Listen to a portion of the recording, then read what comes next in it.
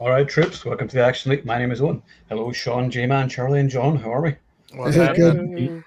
All right, thank you for joining me as always. So tonight we're going to be discussing John Woo's seminal action classic Hard Boiled, starring Chow Yun-Fat, which incidentally, like me and the guys before we went online there, we were talking about Tubi and how it really is just streets ahead of any other streaming channel right now. Like the amount of action movies it has are fantastic, but because of, like John was saying, like the Shout Factory have the deal with them, and you know they got Hard Boiled, they got City on Fire, they got tons of like classic Hong Kong action movies, which I'm going to be like watching and reviewing over the coming weeks and months.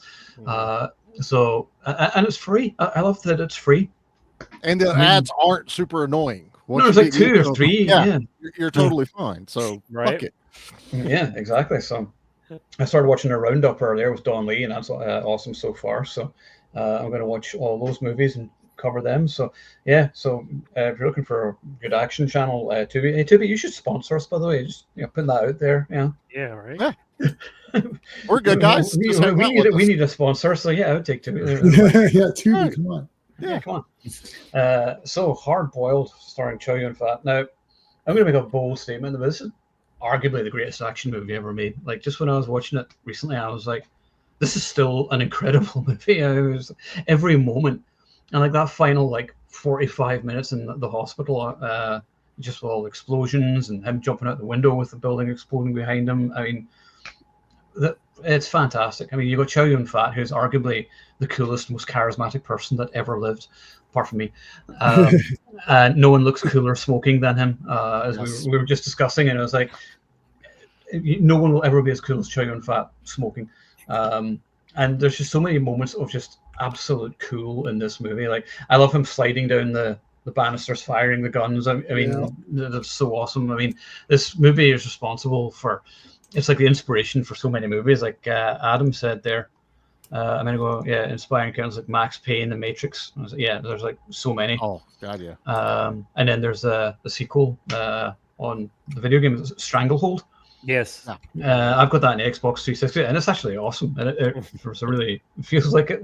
You just go and just shooting the shit out of everybody, and I was like, yeah, that's awesome. I'm trying to think like what my favorite scene is, but it's probably the warehouse scene. When all the motorbikes are like flying all over the place and exploding, and when you're just watching it, you're like, God, I miss movies like this. It's true, they do not make movies like that anymore. The music's cool. I mean, I will put my hand on say it is very dated sounding and very much of the time, and it's kind of cheap sounding, but it's still cool anyway. But yeah, I had actually a couple of notes for this one because I knew I'd forget, which I did because I am jet lagged. So the fact that Chow Yun-Fat is called Tequila, which is just one of the best character names ever. But one of the shout-outs I want to make sure I made was Philip Kwok as Mad Dog, who's one of my favorite characters, like after Tequila, because he's sort of like a scary henchman type at first, but then he has this like totally awesome like redemption arc, right? Which is really cool. And whenever I was thinking when I was watching, I was like, oh, where have I seen him? He's General Chang in Tomorrow Never Dies. I was like, oh my God, so he is. So I remember that. Also, I had like a Mandela effect with this movie. I always thought Alan died at the end. He was supposed to. Well, spiritually, his evil persona dies. So there you go. Yeah. I guess because like you see him like on the boat at the end, but I always remember I was like, didn't he die at the end? Yeah. So like he kind of should have died because like wait, didn't you like murder lots of people earlier on in the movie? They were all bad guys, but still. Yeah. Not all of them. He did. Yeah, he did kill that one by accident. Bullshit. Anthony Wong is just amazingly deranged as Johnny Wong, just shooting innocents. I remember the first time I watched this movie, and he just like shoots all the innocent people in the hospital. You're like, holy shit! It's like, at that period, like you would never see a Hollywood movie do anything like that. It was like so ballsy and crazy. But that's all I'll say about it for now. I'll let you guys say stuff was around this. No, I'll shut my whore mouth and I'll let you guys go first. So, Sean, over to you. Hard Boiled. Hard Boiled. I had this on VHS. I think I had Killer on VHS as well. And I feel like that was a different a different subtitle job than what we have today. Because I just distinctly remember when the baby pees on him, he says, "You saved the day, you little piss pot," and now your pee saved the day. And I get no one says piss pot. No, he says it in the dubbed version. The dubbed version on Tubi, he says piss pot because that's for some reason the most memorable line of the movie. I don't know why, but I always laugh whenever he says it. He's like, "You saved the day, there, you little piss pot. Thanks a lot." And that's in the dubbed version. Yeah, it is in the dubbed version, and it's in that VHS. Yeah, holy crap! But the piss I don't pot know. Not be in the. I have it on Blu-ray, but I actually ended up watching it on Tubi because I've seen it so many times. I'm like, I'll just have it on. I wasn't, Yeah. Anyway. But yeah, no, at the time, it was trendy to like Chinese or Hong Kong action pictures like this, and to me, Chinese action was Shaw Brothers and stuff, right? It wasn't so much guns and things. I associated that with America, but like watching this, I was like, and the other thing too is it was the '90s, and I feel like everyone was trying to one up each other in terms of shock and everything. So like that, most of the movies in that hospital, I think I would say like 70 minutes of the movies in the hospital. And when they start shooting all the ends of people, after a while, I'm like, okay, like all these people in crutches are going to die. I know that, right? And even when they're trying to like rescue the babies, they're shooting at them. It's like, I don't even understand the strategy of shooting them, trying to save the babies. Just like, it doesn't matter at this point, but whatever. They're being assholes at that point. My favorite scene is when they bring Chow Yun-Fat into that area with all the hostages, and there's like cuts of everyone's face going like they're all nodding like that, and then they all duck down, and then he shoots at all the people, and that's awesome, man. Yeah, that whole baby thing, I remember at some point, I don't know if it had a theatrical release here or something like that, but when they used to always talk about this in entertainment segments on the news, they would always show that part with the baby, and that became like the key art for the for the packaging and everything, and that's like the last 10 minutes of the movie. It's like you're gonna watch the whole movie, like, when does this baby thing happen? It's like right at the end. Right? It's the very last thing. And he's not in the same outfit on the key art. The key art, he's in like a police uniform. Right. Yeah, it's different. And holding a baby, and he's never in that uniform the entire movie. I think he posed with the baby in a later, like, it's like another day. It was all promo stuff. We'll put fire behind you, you'll be fine. This is awesome. I remember trying to follow up with other John Woo movies later on. I came across Heroes Shed No Tears. Yeah. And that came out in like 86 or something like that. And back then he was trigger happy. It's like he's blowing up houses and shit. So like he's already at 11, right? So then he come and he puts more style into it with like the dissolving all the time, or like freeze framing on some dude and all that stuff. But yeah, no, this was I remember this was a slap in the face back then. I think that's why it captured the imagination here, because you get sort of tired of Hollywood doing the same old thing. And you see this guy taking all the tropes of Hollywood and doing something brand new that looks brand new at the time. So yeah, no, this is awesome. It's a classic. It's something that people I don't think really talk much about. And I don't really see like the big reactions on YouTube, but they're there. I know you talked about that. There's like maybe 2 guys or something. There's not a lot of people, but there's like maybe 4 or 5 that I found, and they're the tea house is happening. They're dying over there. Oh my god, this is the greatest thing. I was like, dude, that's like the weakest. It's like it gets even more amped up. Like people are like, oh, and this one guy. Oh, in the beginning, yeah. The one guy's like, it's only been 10 minutes. Oh my god! Yeah, I think it's like 3 minutes in they start shooting. It's like, what the hell, man? I love the sound design of the guns. There's a lot of bass to it. It's really like it's impactful, So anyway, yeah, it's awesome. I don't know if anyone's gonna say anything bad about this. I would say it gets a little. It is long.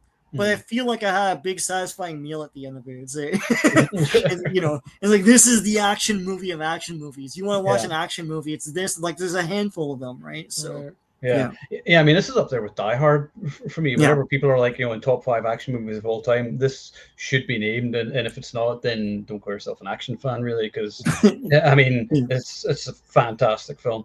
The action scenes are just outstanding. Just watching it now, you're just like, it's just a masterclass in action filmmaking. So, right, I'm going to go to Charlie because he might have something controversial. Uh-oh. Oh, Didn't say controversial. I said I may have something a little bit more interesting to say. Today was the first time I watched this movie all the way through. I had never sat down and watched this. This was not available when I was growing up at my rental store. This never could rent it. Didn't really know who John Woo was until way later, like after I had figured out what, Face Off and Broken Arrow and those.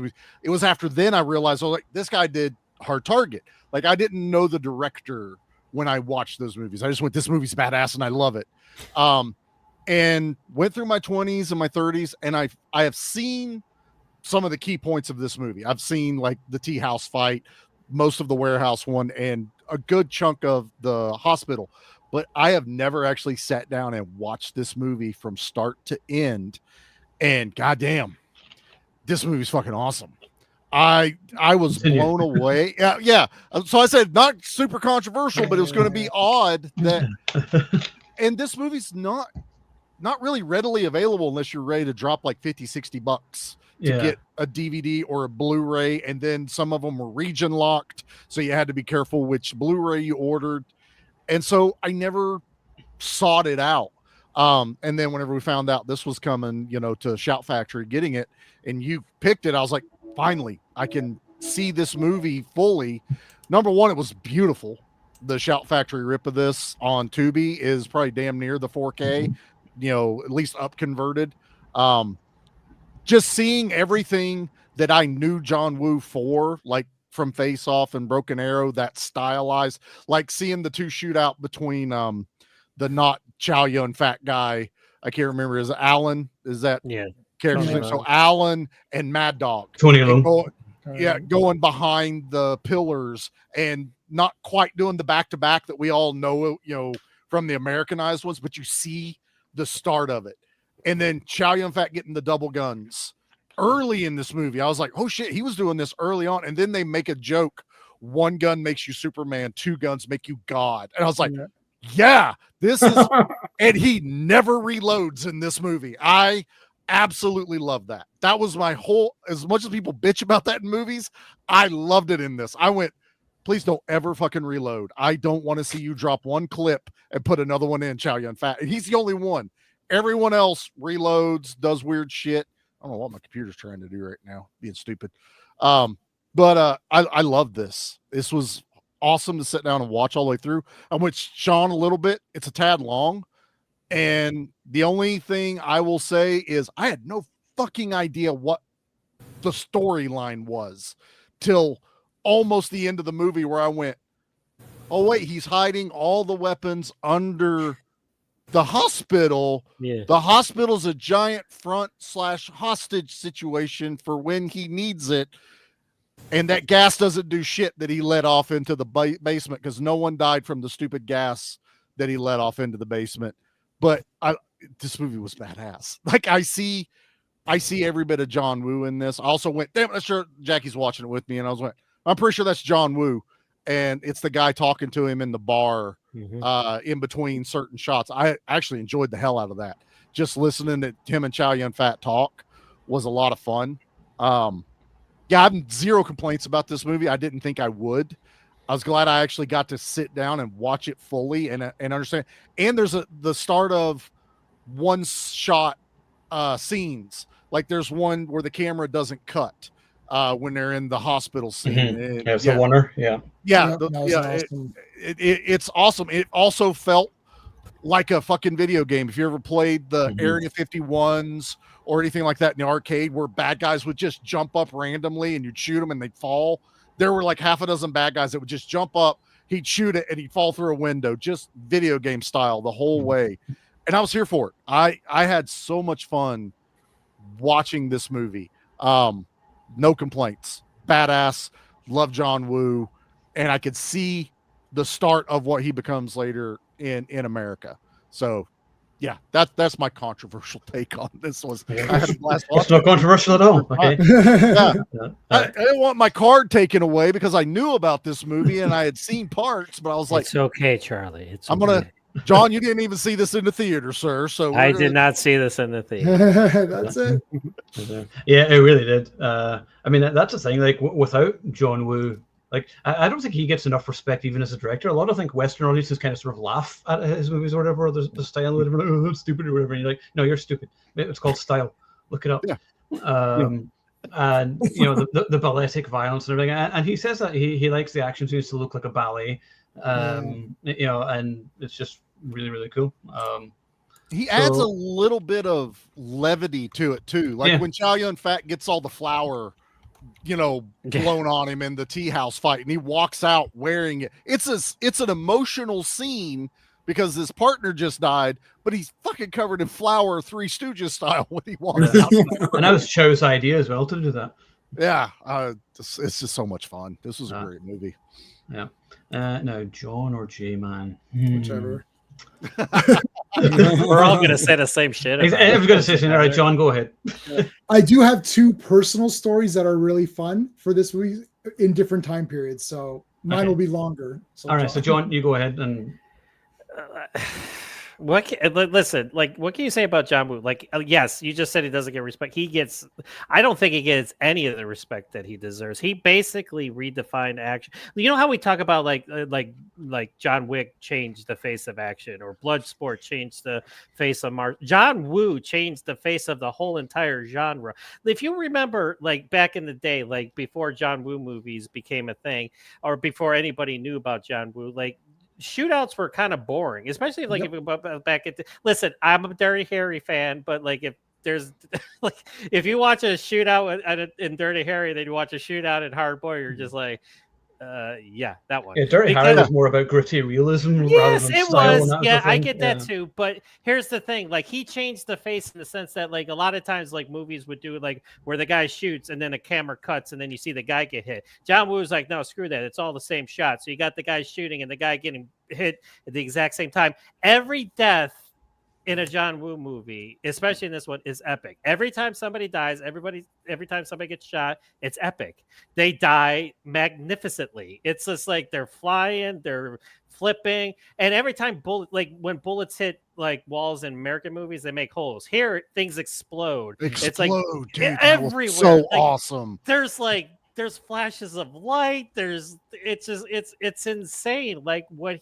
he's like, you know what? I'm just gonna do the kitchen sink because I'm John Woo and I can do that. And I remember the first John Woo movie I saw was The Killer, because again, I was fortunate. My uncle owned the video store, and I think it was Tai Sang, which was a video label back in the day, that released The Killer on VHS, and my mom brought it home. This is before I was working for my uncle. She was already managing the store. She's like, here, I thought you might like this. I'm like, look at him. I'm like, I have no idea who these people are. I'm like, but they're holding, but him and I forget the other actor are holding guns to each other in the cover. And I'm like, oh, Tough Cop, One Ruthless Killer, 10,000 Bullets, or whatever. Exactly. I had that VHS also. Right. And of course it's the dub version, but it's fine because sometimes I don't feel like reading anyways. But I popped into my VCR. It's just like, I have no idea what I'm watching right now, but this is the coolest shit ever. Like, and John Woo knows how to do action in the sense that, okay, how can I make this action scene better? And like at the end of The Killer, all the bad guys are wearing white, so that way when the blood squibs go off, you really see all the blood going all over the place. And then for whatever, exactly. And like with Hard Boiled, it's like, it's just it is a little bit long. I'll totally agree with you guys there, but it's just it's a masterclass of what we can, like, with somebody with a mind and knows creativity. I mean, he created Gun Fu, the heroic bloodshed, bullet ballet. I mean, all those terms were described because of John Woo. And it's a dance. It's like and that's how he sees it in his mind. He's like, I'm gonna do this action scene, but I'm gonna do it like it's a ballet, like it's a dance, like Owen, like you already said. It's gonna look beautiful, but it's gonna look beautiful in the most savage way. And like Tony Leung, I feel so bad for his kid. He's like deep undercover, and like nobody really knows about it except for Tequila's commanding officer, who is your generic command. He's yelling at Tequila all the time. Yelling at everybody. I loved it. And Tequila's basically like all through the, it's like, I don't care, you know, it's like, I'm Tequila, motherfucker, you know, but it's like, but like, and then at the end, Tony Leung accidentally shoots the cop when he comes out of the elevator, and he's like, and then Tequila's like, keep going.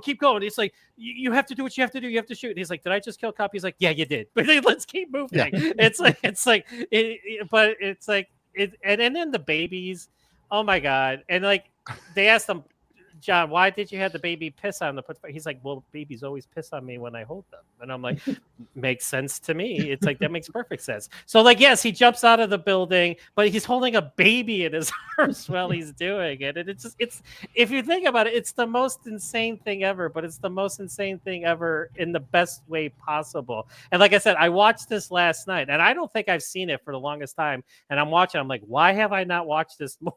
Because it's a master class on how to do action. And is it over the top? Yes, there's a lot of over the top, but that's what John Woo does. He says, you know, I'm gonna go big or go home. And you know, and yes, in his later years that he's still making movies like Silent Night and stuff like that, a lot of people pissed on that movie. I personally thought it was awesome. It was a different type of John Woo movie. It was gritty. It was, there wasn't a lot of double gun action. But one interesting tidbit is Chow Yun-Fat sliding down the banister at the beginning. That was improvisation. It wasn't supposed to happen in the scene, but they wanted him to come down, I guess, the staircase the fastest way possible. So that's what they did. So even stuff like that, like just improv, and it's like one of the best action scenes ever. Him sliding down that banister and shooting at people. The doves, the birds. For whatever reason, it's just like it's like a marriage of I guess it's John Woo's way of saying this is something beautiful, but something so barbaric at the same time. I mean, he made Tom Cruise an action star, if you think about it. Yeah, Tom Cruise did some action before. He did the first Mission Impossible, which, yes, he did action in Mission Impossible. But for anybody to make Tom Cruise look cool doing martial arts, it's John Woo. And I love Mission Impossible 2. I think it's my favorite. 2's amazing. It seems so cool to dump all over it these days for everybody. And I'm sorry, movie's fucking awesome. And this is one time where John and I are like perfectly aligned. It's like, yeah, Mission Impossible 2 is the best. Simpatico. Like, Mission 2 is always my favorite. I want to go back and watch it soon. I love to. They fought with motorcycles. Yes, I was just going to say. Once again, John Woo said, you can see John Woo standing in the desert going, how can we make this better? But that's exactly I got it. Let's have them charge it. It's like the best ever version of the theme tune where it's like the fucking electric guitar. Yeah. Oh my God. It's dude. awesome. Yeah, exactly. Anyway. Yep. Sorry, John. I'll stop it there for now. Like I said, like you can't say enough cool shit about this movie. Like I said, The Killer, Hard Boiled, A Better Tomorrow. If you're not an action fan, you have to be an action fan to love these movies. I think mainstream audiences kind of, but yeah, you don't love action movies if you don't love John Woo movies. And like I said, he doesn't get the respect he deserves, and it pisses me off. I agree 100% with that. He doesn't get the respect. I want to say one thing though, where we've all kind of mentioned the length. When I found out that final battle was 45 minutes, that's true. I was like, you know what? I'm okay then. Because you gave me a 45-minute long fucking epic battle at that hospital. And I'm not upset with that at all. And nobody knew like oneers. Oneers weren't a thing. And then here it is. And it's and if you notice, he does the 1-2 minute long oneer scene, but then he's got little oneer scenes like where they're small, like 30-second, 40-second. It's compact. Ones. And I'm just like, and I'm watching it last night, and it's like for the first time because I haven't seen it, and I'm picking up all these nuances that I hadn't noticed before. It's just it's just beautiful in the most savage way. That's the best way I can explain it. Hell yeah. So, there you go. Yeah.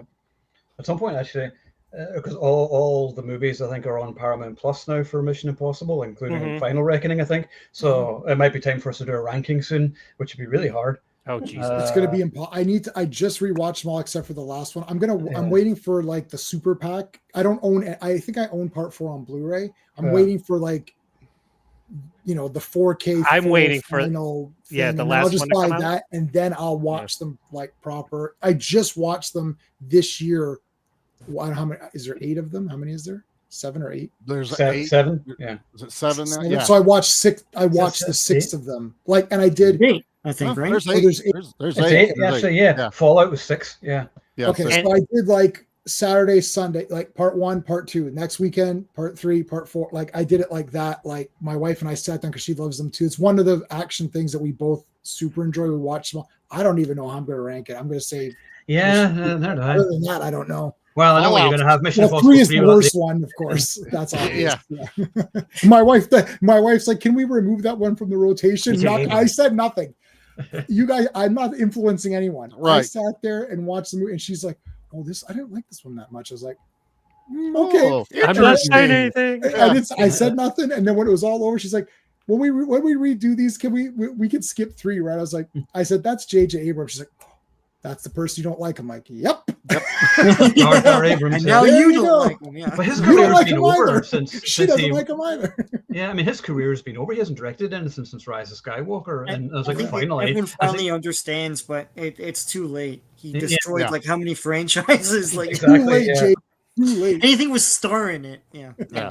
I think he's Yeah. only doing what, producing or stuff like that, or television now, going back to that. So stay Yeah. there. We don't give a shit. Where did J.J. Abrams hurt you? Well, Every to be movie- honest, I think Everywhere. he has zero talent. All he does is copy other people Yeah. and reference other better filmmakers.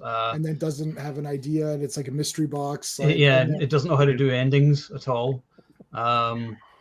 Yeah, I mean, really, I mean, he killed Han Solo as well, so fuck him for that. and Well, yeah. and he tried to be Mr. Star Wars. It's like Yeah, you know, it's like he tried to associate himself with Star Wars. Like Yeah. he was the big guest star, you know, presenting Star Wars stuff on yeah. TV shows. Without a single original idea whatsoever. It was just all, you know, like Yeah. The Force Awakens. The Force Awakens is just a copy of, you know, A New Hope, as we all know. Yeah. And then Rise of Skywalker was just so lazy. You know, somehow Palpatine returned. Sith magic. Oh, look, clouds. Yeah, and What's that over there? Yeah, it's right that he hasn't been directing anything since. And his Star Trek movies are an abomination of trash. I they're not good. despise them. Absolutely despise it. I cannot despise something more than I despise those movies, because I love the real Star Trek so much. We're just watching Next Gen for the 4th time over, Yeah. which is my least watched Star Trek. And it's You 4 didn't like the times over. BMX bikes in part 3 or whatever with Star Trek Beyond, was that what it was called? Oh, It was like yeah, BMX yeah, bikes where he's and on stuff. he's on the motorcycle Yeah, and yeah. he's running Someone around. lied Yeah. to my face. My cousin, she's like, "Hey, part 3 wasn't that bad." I'm like, "Really? Okay." And then I'm like, "But you hate Star Trek." It's like, so I watched it. That's No, the point. it's It- absolute yeah, garbage. It's You're like, gonna hate it. yeah, Yeah. you should hate it. If And it's yeah, good I Star think Trek, it's you worse should than- hate it. I think it's worse than Nemesis, Adam. I really do. I didn't Mm. hate Nemesis, to be honest. I thought it Yeah. was all right. I had its moments. It's a weaker one Oh, of Nemesis- the Yeah. no, two. no, no, no. It's Oh, weak. it's way worse than that. At Yeah. least it's the real characters. Right. At least it's the real Picard and Data and stuff. Yeah. Exactly. Yeah, and it's Tom Hardy, so you know. Yeah. Um, Bold. So that's cool. Right, John, are you finished? I was just gonna say, like, and like, you know, if you show how much John Woo is respected in you know, his field, like, because imitation is the sincerest form of flattery, and like you got people emulating him, you know, like, and again, I always like different like movies that I love throughout the '90s, like Hard Justice with David Bradley, Greg Utanis directed it, totally lifted from John Woo, but Yep. again, did a pretty good job, I thought, and then of course Dolph Lundgren's Army of One in that Chop Shop sequence, Yeah. even does the rolling, you know, and he's picking up guns, you know, as he's rolling by. It's like, that's how you know that his peers respect him, you know. Mainstream audiences, they'll never catch up, I But guess. you never hear, like, filmmakers are always going on about Kurosawa all the time and everything. And Yes. Kurosawa was great and all that. So, Kurosawa's great. And I always go back to, you know, Jacques Tati and fuck, what's his name? I forgot his name. Anyway, Tarkovsky. Tarkovsky, Oh, yeah. the Russian film. Yeah, they all go going about. But it was like, whenever like there's action filmmakers, nobody ever says, "Oh yeah, John Woo was a huge influence." And I was like, "Well, he fucking is, because he's awesome." Yeah. He is, whether they want it. They actually he's such an influence that he's an influence whether they know he's an influence or not, because it's trickled down, right? this is like some of these big filmmakers where it's your influence, whether you know you're influenced or not. Same with writing. You're influenced by Edgar Rice Burroughs, whether you think you are or you're not. Absolutely. Right? Like, it's like, no, I didn't read any. It doesn't matter. It's become part of the aesthetic of action. Like, it is part, like now seeing the two guns or any of that stuff is part of what makes action. So Exactly. you are influenced. You might not know that. Yeah. Which is sad. And I think that's what you're alluding to. You're saying it's sad, the fact that even the people that are copying him don't even know that that's where it's coming from. But even then, like, he even admitted that his biggest influence was Sam Peckinpah, and he was like a huge influence for the Wild Bunch and everything, because I think that was the movie that invented like the horses jumping through glass windows and things like that. So in slow motion, and John Woo was, I know he was heavily influenced by that, but in terms of like Hard Boiled to me is like one of the most influential action movies ever made, and really doesn't get the respect it deserves. Even though people, it does get good reviews, whatever, and yet people just don't talk about it as much. Maybe it's because it's not an American movie, I guess. Yep.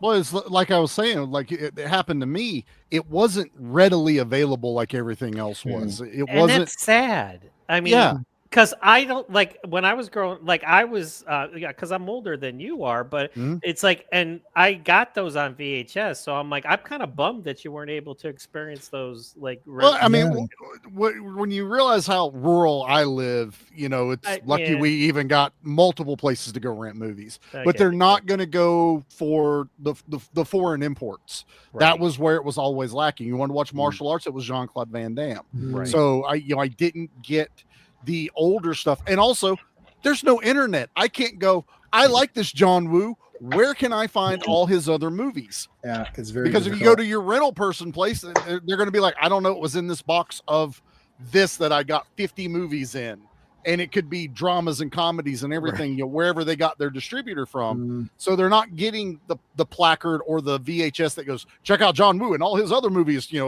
everything he's done from such and such year on, because this guy's filmography, when I just scrolled it last night and I went, holy shit, this guy's been making movies for a long ass time before Hard Boiled. I always used to say, oh yeah, one of John Woo's early movies, like Hard Boiled, Last Hurrah for Chivalry was a good one too. Last Hurrah for sure, yes. I mean, I've got a lot of stuff to go back and watch, and I'm excited to now. So it should be super easy to get now, right? Oh, now I can. I mean, most of them are on Tubi now, which is great. Yeah, this on Tubi. This one I saw as part of Criterion now. So Hard Boiled is at least in that area of the internet. But even 10 years ago, trying to find this was either pay out a lot of money for a movie or hope you find it in a thrift store or something like that on on DVD. True. Okay, Jay, over to you. Yeah. Okay, so everyone said so.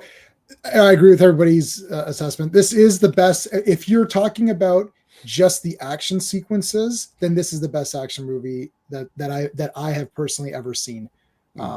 In terms of the action sequences, if you're talking about the full package, including the story, the runtime, and all that, then I suppose it's not, but it would still be top 3 or something anyways, because I like the story and I like the characters as well. The big point, and John said this, was the having it in the frame of the camera. Like, remember that scene where that guy got shot once? Nope. Because everyone gets shot 100 times. Why shoot him once? Yeah. Why shoot him once when you can shoot him many times? But having it in the same shot, there's like guys on bikes blowing up, shit getting hit over here while guys are shooting and guys are getting shot. I love Dirty Harry, like big time. I don't want to throw that under the bus, because we'll say other movies which are not as action oriented as this movie have it, where it's like, it's like, and then it's like, they're cutting away, right? But seeing all this in one thing play out, especially in the enclosed section of the second action scene, like the tea house is pretty awesome, but they did move to different levels. That was awesome, just that one small, but it keeps getting bigger. So as the movie goes, they expand the location. So it's the little tea shop, and then it goes to the warehouse. I would accept the tea shop as a final action scene in some American movies. Owen, I literally agree with you. I was going to say that too. I was like, if that was the last, you're like, oh god damn, that was fucking awesome. And that's the beginning of it. So I did have this on VHS and Killer and other movies and stuff. So anyways, it's awesome. It's a masterpiece. Okay, so I have two funny stories. The first story is I was on this day one in high school, I think grade 11 or 12, whenever this movie was out. It was out on VHS. I used to go downtown and buy VHS movies. And I can't remember the guy's name. Christian, that was his name. This guy, Christian, in class, where he was talking, he'd come in and he'd be like dancing to himself, like, what do you, like, I don't know. And so we'd probably be like, why is this guy like dancing like as he comes into class? So we were talking, and everyone's like, oh, Jay, what'd you go get this weekend? I said, oh, I got this movie called Hard Boiled. I haven't seen it before. I don't know what it is, but I said it has the guy which is in The Killer. It's like, to me, John Woo wasn't the name. It was Chow Yun-Fat, which was the name. Right. So it's like, oh, it's got that. Oh yeah, it's got the killer guy in there. Yeah. And then Christian's like, oh, is that what, Hard Boiled? I was like, yeah, Hard Boiled. He's like, oh man, that movie's awesome. He goes, it's a masterpiece, right? And he's like, you got to tell me when I watch it. I was like, we've never spoken. And you know, in high school, it's like, you got your people, right? Yeah. It's like, who's this guy, right? And it's like, oh, why is Christian talking to me? So I was like, okay. And then next week it was law class. Next week, he's like, did you watch Hard Boiled? I was like, no. He's like, and I've stolen this and used this my whole life. And I've said it to you guys, where he's like, I know you didn't watch it because you didn't come in saying how awesome it was. So he goes, when are you going to watch it? This is the second conversation I've ever had with this kid. I said, okay, I'm going to watch it next week. He's like, okay. I didn't watch it. Came back. He's like, did you watch it? I was like, no. He's like, Jay, when are you going to watch it? You have to. Please. He was begging me. And he's like, please watch it. I guess he had no one to talk to, right? Like about this. I came in. I sat down. I was like, Christian. And he's like, oh, you saw Hard Boiled. It's like you lost your virginity. It's like, you saw Hard Boiled. Across your forehead said Hard Boiled on your forehead. You like, I was a changed person. I was a changed man. He's like, you saw Hard Boiled. I'm like, I did. Oh my God, right? and this is this week. So then I've taken that. I was Moses or whatever. I took the VHS tapes, and I was like, okay. And I don't loan anything. I did loan this to our mutual friend Sean. Oh. And I either loaned it to him, and then he just said, no, I don't want it or something. And I was like, okay, you got to watch Hard Boiled. So he didn't want to take it. He didn't want to take the tape off me. So I bought him Hard Boiled. And these are like like what you're saying, Charlie, like $40 VHS tapes. Yeah. Right. So I don't care. You know me, I'll just buy it. I don't care. So I gave it to him. I was like, when are you going to watch this? And I bugged him every day. And it finally, stupid guy was like a month later, finally watched. He's like, oh, that was an awesome movie. He's like, I told you. So that was that. So now fast forward to Face Off. Face Off. I saw every John movie in the theater. Face Off came out. Went to go see it. I was like, that was awesome. Not this Sean, the other Sean. Yeah. Walked out with my buddy Fariaz and my buddy Jay, my other friend Jay, same name as me, both Jasons, from kindergarten. We're still friends now. 4 of us walked out. We're like, whoa, Face Off, that was awesome. Right? I thought John Travolta was badass. Oh, Nicolas Cage was badass. And then my friend Sean was like, oh, that movie was even better than Hard Boiled. I was like, hold on a second, Sean. I said, hold on a second. And now you guys know me by now. It's me. I'm the same person. I'm the same. If you knew me, I'm the same person. I was like, well, hold on a second right there. Let me stop you 1 second. I said, don't get too crazy about that. Settle down. I said, settle down. The Face Off's a fantastic It's a movie. good movie. I got this. I've got the CD of Hard Boiled. I got the CD of Face Off. I got the Broken Arrow soundtrack. I've got the Hard Target soundtrack. I had all those on VHS. And I re-upgraded them all on Blu-ray, whatever. If Hard Boiled 4K, I'm getting it. I was like, Sean, Face Off, awesome. Absolutely loved it. It's a great movie, great story, good performances. It's not Hard Boiled. There's no chance in the universe, right? He's like, what are you fucking talking about? And Sean's laughing. I can already see Sean laughing because he knows how the other Sean talks, right? No, he's when you fucking talking about. Okay, 90-minute argument. Oh, listen. You know it's me. Endurance. It's me, right? I'm not backing down. And it's not like a stream where you just shut me down or on text you stop responding, right? Like John just won't respond anymore. Oh, Superman sucks, and he just stops responding, right? So, but Sean won't stop either. Me and Sean are the same. We will not stop.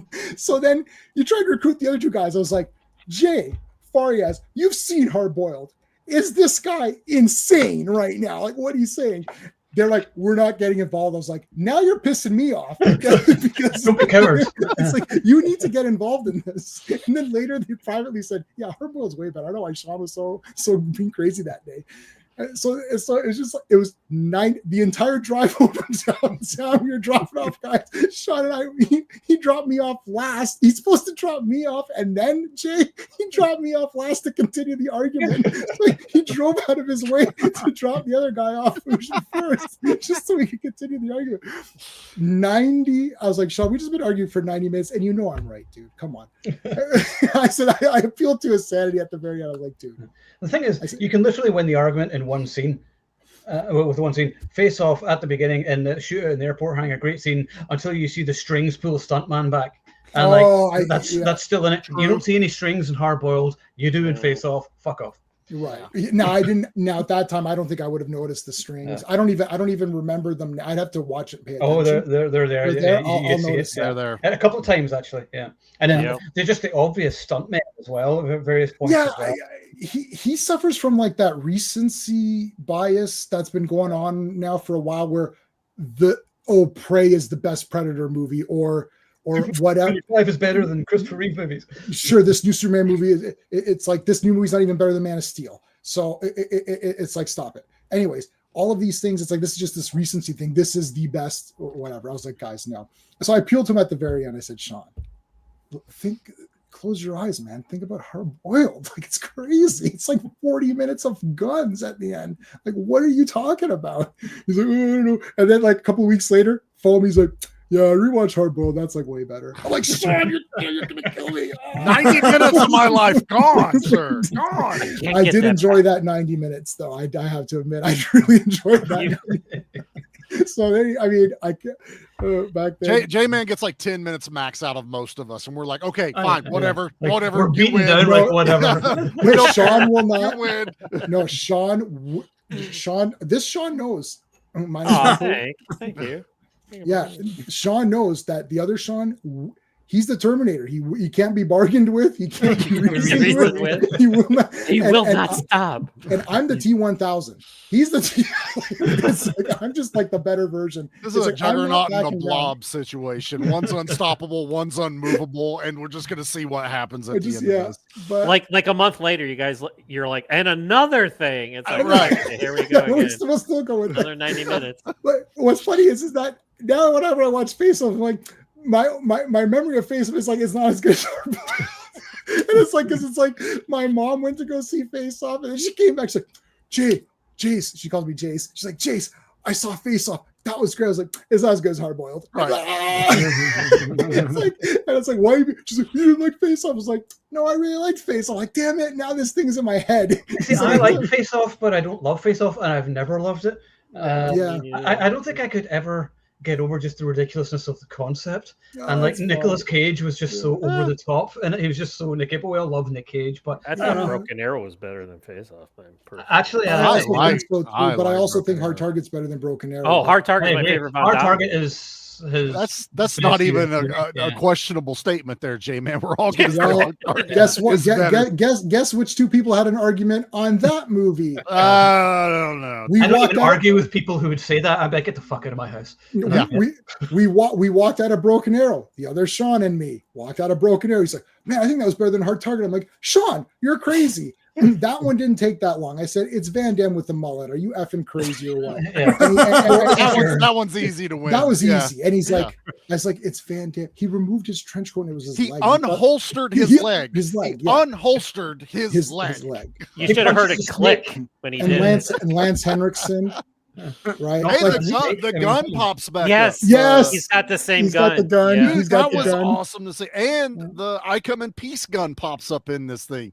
The Calico M950, the infinite bullet gun. Yep. It's in the hospital, and it just appears. The muzzle fire is like, oh my God, I forgot about that. Oh, that. and it's everything. And John, you nailed it, man. Everything explodes when a bullet hits it. That shotgun.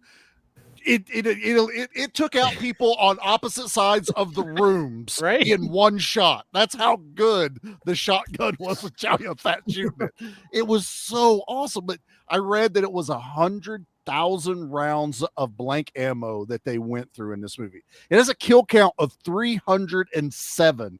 I Yes. read that going, what the fuck? Where? And then I got to the end of the movie and went, oh. Also, you want bad guys?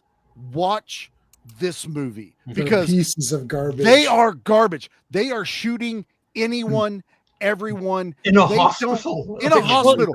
They don't question the boss when he goes, kill them all. Yeah. And they Except Mad Dog. babies. Yeah. And that was an awesome scene when Mhm. Mad Dog and him are it's face off, are facing off in that room, and the camera is on their faces, and then the camera lowers and you see all the people crouched down on the floor. And I'm like, holy fuck.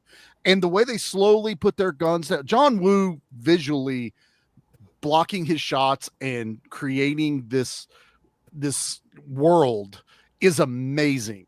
And it's like an opera. It's like a ballet opera, a little bit mixed. He's telling a story without saying words. Mhm. And they set those down, and those people, and they're getting out. Mad Dog's like, go ahead and go. You're like, oh, fuck this guy. And like, all right, cool, I'm down. And then immediately that fucking piece of shit walks in there and just mows everyone down. I'm like, I'm shocked. I had not seen that scene before. And my mouth is dropped going, the fuck did I just watch? These people were out. Like the bad guy henchman's letting them leave. Boss guy comes in, blows them all down, and then the Mad Dog turns on the guy. And I was like, this is fucking amazing. And then he brings out another random ass shotgun, freaking rotary gun that I've not seen. It's like, this is awesome. Like, it's a master class of action. Well, then and they're dicks for no reason. Like, there's no need to like. They're There's just no evil, need. yeah. They're just evil, and there's no and backstory. they've lost. Like, there's no getting out of this. The Oh yeah. cops are They're outside. screwed. Yeah. And It's just like you're all coming with me kind of attitude. yeah, and that's that character. He felt comical throughout the movie until this point, like he was little, out there, But then it was all of a sudden this switch of, oh, you are a vile piece of shit, but I like my villains like that. I want to watch that villain die at the end of this movie. And his death, dude, loved his death in this movie when Chow Yun-Fat shoots him through the fucking eyeball. And they show, I know it's a dummy head, but it was still cool as hell. I didn't care. I love, dude. There's so much in-camera action in this from the just no-name stunt guys getting shot and being launched in the air, and then it would slow-mo on some of them just to show the chaos that, like John was talking about. There's not a boring spot on screen during the fights. You could watch this movie 100 times and put your eye at a different focus point, and you will see something different every time you watch it. And that's genius right there. It's like, I don't want you to find the boring part of this movie.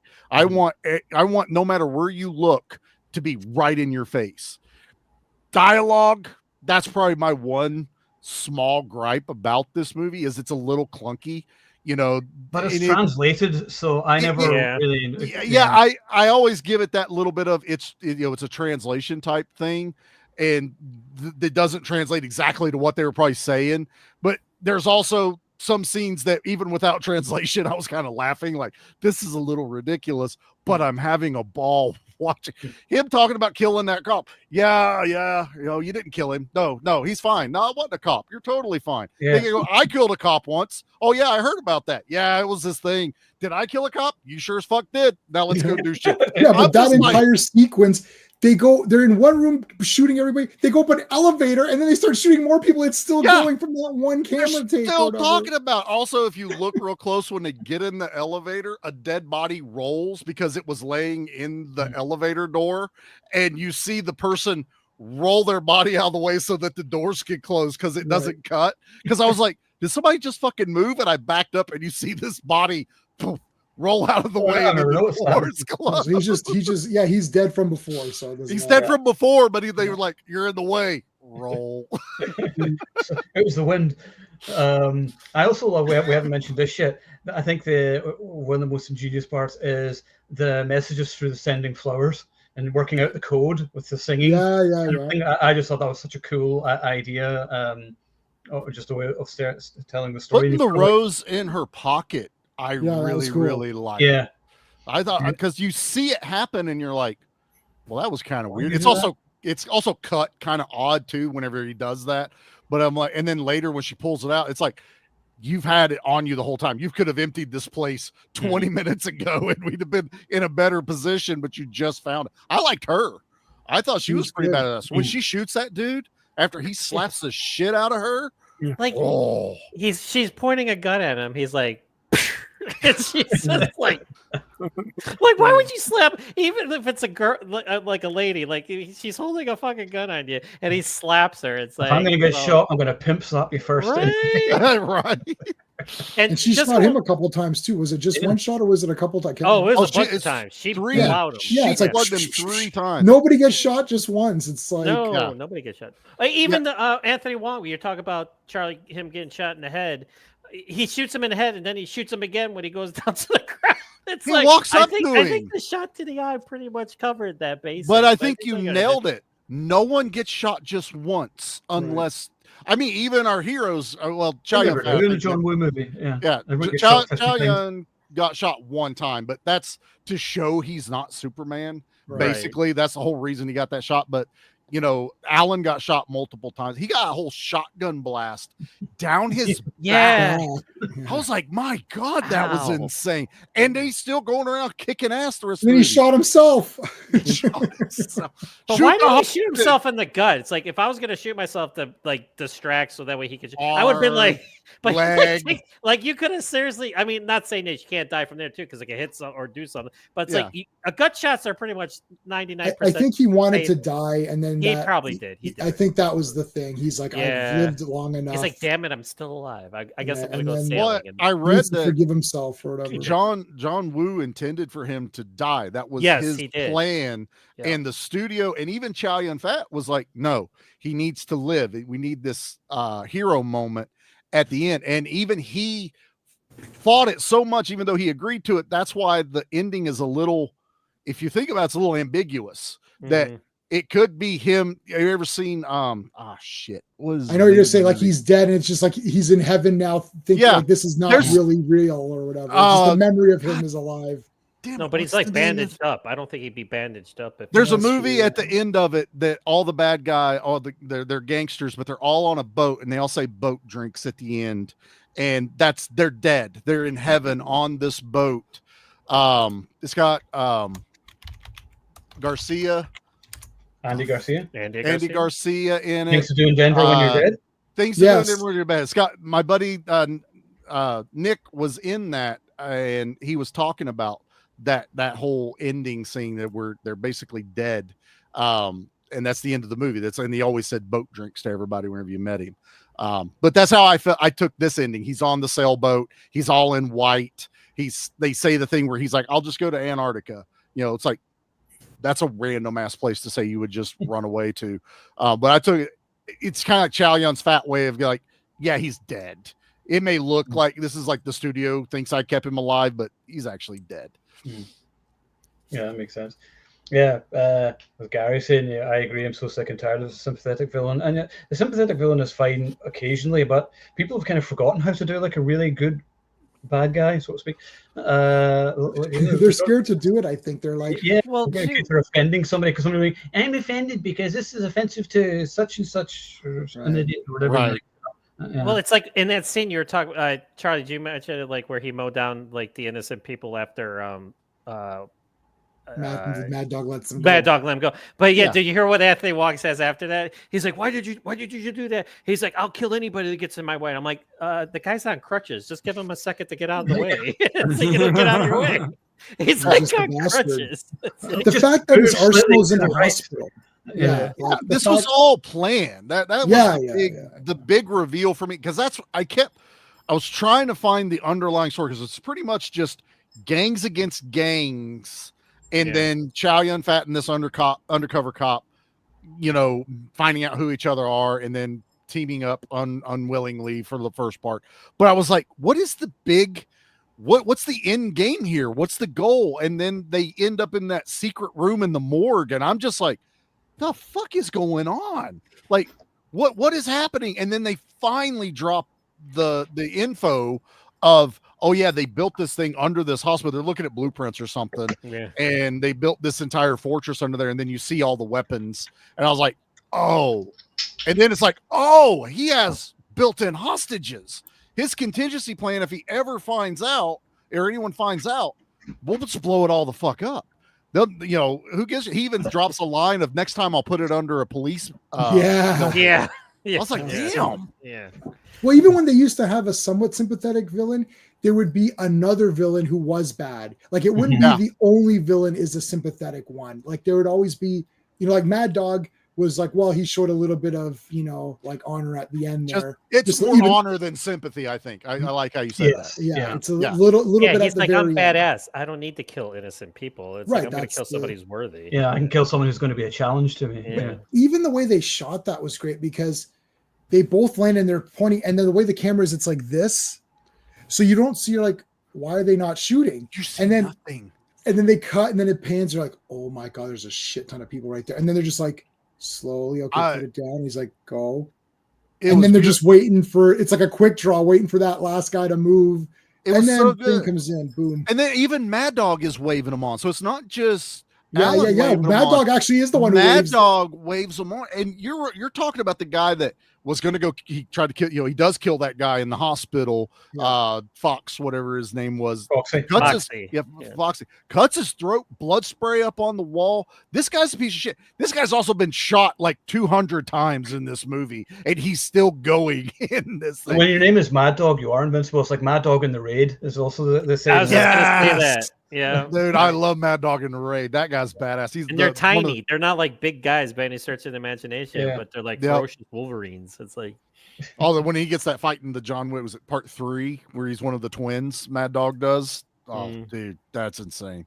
But no, this one I liked. I wanted to hate the villains, even the no-name henchmen just mowing people down. I was cheering every time they got shot and blown through the building. And then it's also comes a point where I'm like, I don't know who's good or bad. Like, people are just flying. There's a couple times Chow Yun-Fat and Alan are shooting, and I'm like, I don't know if those are bad guys. I really can't tell. How do you because there's like cops, there's bad guys, one's dressed as a doctor. It's like they're just I think their thing was like, if they're pointing a gun at me, I'm shooting them type of thing. Right. I mean, that's fair enough, but there was times where it's just like, I have no idea who is good, who's bad. It's just all out chaos. And then they're just the babies in this movie. I don't know. And they're putting the cotton in there. The cotton in the ears. I just want to ask John Woo why. Like, what was going through your head where you went, this movie's missing something? You know what it needs? Like 50 babies that they've got to save. And these poor SWAT guys now are on baby. I think the reason for that is, what is the most innocent thing imaginable? And you're like a newborn baby or whatever. So you have the most innocent thing imaginable and the most evil thing imaginable. And then the two juxtapositions there. Absolutely. It definitely kept the tension up because dude, there's so much gun. Everyone died. Men, women, crippled. Everyone is equally getting mowed down. So you're like, oh my God, are they going to go for that? Actually built the tension because you're like, oh, they would never kill a baby. Well, would they have killed like 7 crippled women in like a wheelchair guy? It's like, well, I guess no, but they did do that. It's like, so you're sitting there thinking, and I've seen this 100 times. I was sitting there thinking, they didn't kill one of the babies. So that'd be crazy. Because that first, but then even that, you're questioning, like, well, are they gonna? And then even though it's like he gets shot, it's like, oh shit, how's the baby? Oh, like it's crazy. The first baby they drop out the window with the SWAT guy, and he's coming out. When that fucker comes out the window and just starts spraying bullets and hits the SWAT guy. I'm like raised up, like, oh fuck, they're gonna do it. Yeah. They're going to do it. And he's barely holding on to that. And he gets to that end and he goes, take the baby. And they take it from him. And I'm just like, I couldn't breathe. I was not breathing at that moment. That's how good that scene was. Because I was like, they're going to do it. they're so pieces of shit. They're going to kill a baby. They don't. I think there's not one kid dies in this, but there's bullets whizzing by them. But they wanted to, or they didn't care. They splattered blood on a baby's face that I laughed out loud when he gets shot, and then it panned over to that baby, and its eyes are huge, and it's like, the fuck just happened to me? And he covers an X-rated action. He covers the baby's eyes. It reminded me of Fast and Furious when Jason Statham saves the baby out of the airplane. I went, that's where that's from. I know exactly what they're paying homage to with the baby with the headphones on, listening to the music. I was like, it's this movie. It's Hard Boiled. That's where they got that entire montage from. Just going on to the villains, where Gary was saying the villain's supposed to be offensive, and we've had this discussion before, but they need to bring back epic bad guy deaths. Like, bad guys don't die spectacularly anymore or ridiculously, and like, I want to see people hanging from missiles and saying, "You're fired," and then fucking fired it. I mean, that's just epic. I want more of that. I want "You're discharged, Sarge." And, which is, to this day, my all-time favorite bad guy. This is Universal Soldier. No one has ever topped that for me. But yeah, I mean, John Wick has some good kills in it. Like, he kills a guy with a book and stuff like that. But in terms of, you know how, like, whenever you watch a fight scene and you're like so emotionally involved, you're like, kill this motherfucker, and then whenever he kills him, you're like, yeah. But with John Wick, it's like, okay, on to the next one, on to the next one. And it's just right. Video gamey. There's no like emotional thing in it. There's always another level that they set up in that one, so it's not the bad guy. Even at the end of the movie, you're like, there's someone else. You know, so it takes a little bit of the edge off. But like with Johnny, initially, like, I can't wait to see this fucker get what he deserves, and he does. He finally gets it. I just wanted to go back to the babies. We were talking about the babies, and they're actually, this was rewritten because Tony Leung was supposed to be the bad guy, and he was going to be a psychotic killer who was poisoning baby formula and killing babies, and that's why they were in the hospital at the end in the first place. They were trying to save the babies, but they rewrote it, and then they kept the hospital finale in it. So that's dark as fuck right there, man. That's what John Woo said. John Woo said, "This is ridiculous. We're not doing this." And then he just totally like you have to think, maybe that won't make money. Yeah, it is like, let's make him an undercover cop who's feeling bad for himself, and it's just like, Yeah, I mean, they're like, you could say, oh yeah, there's not that much to it or whatever. It doesn't need to be. It's a tale of redemption for Alan, and just, because of all the shit that he's done being undercover and whatever. And there's something about undercover movies I always find there's just that underlying tension all the way through it. You're just like, is it going to get caught? Is it going to get caught? And you just never know. And there's just that thing that just keeps it going, and that's what works about them. Before we know he's undercover, he kills who we think is his uncle, the other mob boss guy, and then he's like, yeah, I know I'm going to die, but let your brothers or cousins or whoever it was, let them live, let them go. And even he's like talking to him like, yeah, maybe we should let them go. And then he turns around and mows them all down. Like, and he looks emotional at the end of that. That one was that's where I think it gets to that point where he's like, I've done some really vile shit. Even though I'm a good guy cop, I don't deserve to get out of this cleanly.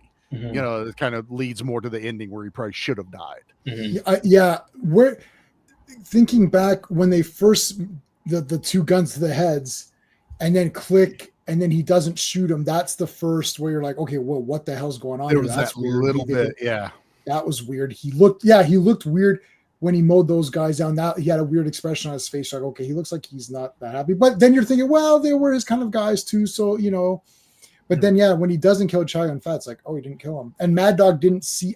Mad Dog didn't see that. No, because there's all the smoke. All the smoke. So he didn't see anything. Yeah. I think he was unconscious or something. He was unconscious. Yeah. You're right. Yeah. So see, that was interesting. And I had fun watching some of the Gen Z reacts to whatever, and I watched them do it Hard Boiled, and it was like, same, like first time watching Hard Boiled, and they're like, hey, what the hell? That's weird. It's like, it's like if you don't know, you're like, oh yeah, why didn't he shoot him right there? Like, he's just killed a ton of other guys. Like, why would he care? He did it real. John Woo nailed that part of this. Like, he gets you wrapped up into it. And the dialogue, like I said, it feels a little clunky. It's not bad, though. He's telling a good story, and I'm involved in it. Chow Yun-Fat is a dick in this movie, and I am here for it. I love when my good guy is just, I don't give a fuck. Like John was saying, like, he's talking to his chief, and he's like, you're in my office. Why are you talking? I own this building, bitch. And he's like, I don't give a fuck. I was just like, this is awesome. And everyone looking through the windows.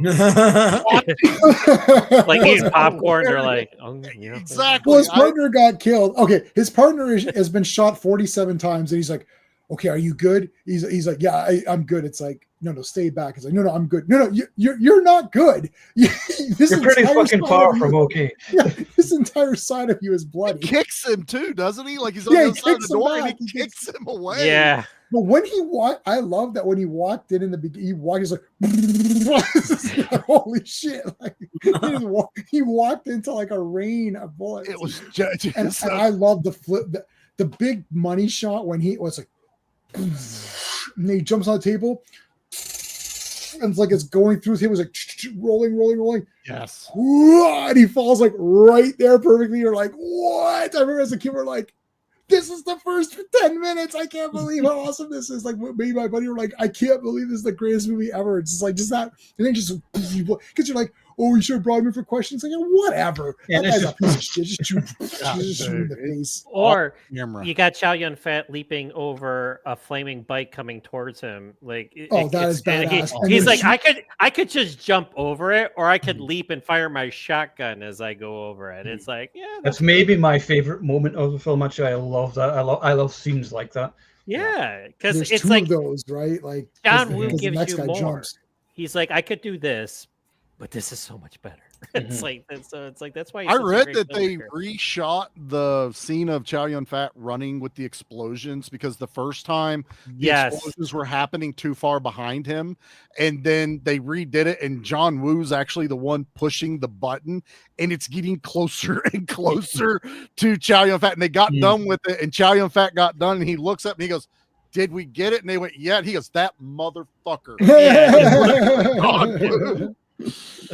He's like, "You're fine. We got the scene. Shut up." Just like, let's move on. Yeah. You gotta suffer for your art. Like the power for sure, but I had to die, damn it. Yeah. And Terminator 1 smooshed that damn robot. Yes. Yeah, I mean, a great kill, but that's a villain that we know doesn't give a shit. It's an unstoppable killing machine. When I got my gangsters, I like knowing that no matter what, they're gonna do what they need to do to get out of it, and that's what this guy does. He, like, if I'm gonna escape, I'm gonna kill everyone in here if I have to. I don't care. When he launches that C4 down into the bottom after blowing that hole up into the air duct and everything, I was just cracking up at just some of the how it felt Looney Tunes at one point, and then it just turns right back into badass action, and I don't give a shit how Looney Tunes it felt. I was waiting for Acme to be on every one of those C4 bombs, and I don't know how the timers work because the timers were going up in time the whole time. Like, I don't even know how much time we have left or any. This guy's like, go ahead, run them around and just stick them anywhere. It'll be fine. We're just going to blow everything up. But every action movie needs to have conveniently placed oil barrels everywhere. Like anytime you watch any action movie, you see like the blue barrels just everywhere, and there's going to explode at some point. And you just someone brought that to my attention years ago, and I've just noticed it every time I watch any of these old action movies. I'm like, oh yeah, there's the barrels. Just wait to see what happens there. When they blow up, they go up magnificently. It's like they fly, like they launch all over, launch every. It's like when there's a car chase and there's a produce vendor in the street. You're like, that shit's done. Well, you get that, or if there's a pile of skids, some car's going to go up in the middle of air. It's the Delta Force scenario. Every time the buggies jump over something, there's a pile of boxes or crates, so it's hiding the ramp so that the dune buggy flies into the air. It's like every time it's the canon way of doing stuff. Wayne's World too. It's like you got to make sure there's plenty of crates stacked up here, and it's like, well, we just got to make sure that this glass is being moved back and forth. Got to just make sure that we're moving it always to the no particular reason. No particular reason like, at all. Interesting. Okay. Well, it's the strangest at the time. Where's the glass? Damn it! Start walking. Oh, Keep- dude. Has anybody, just random subject change, but has anybody seen The Naked Gun yet? The new one with Liam Neeson? I have not. I heard good I'll things watch it about on streaming. I think. Yeah, I was sort of like, I don't really care about seeing it in the cinema. I was like, No. going to the movies is so expensive now. I'm like, I'll just wait. And it's more comedy than action, so nobody's like, why didn't you review this? I'm like, yeah, I'll maybe when I have streaming, I don't really care. It's one of those things. Like I'm surprised it didn't go streaming. Like this got a theatrical release. I'm like, it's been a hit though. So I mean, it's nice to see a comedy actually make money and actually get out, because like most comedy doesn't really exist anymore. It's not really shite. no. Politically incorrect comedy. Yeah, exactly. And that's the only decent kind of comedy. So Otherwise, what's the Because point? that's what's funny. exactly.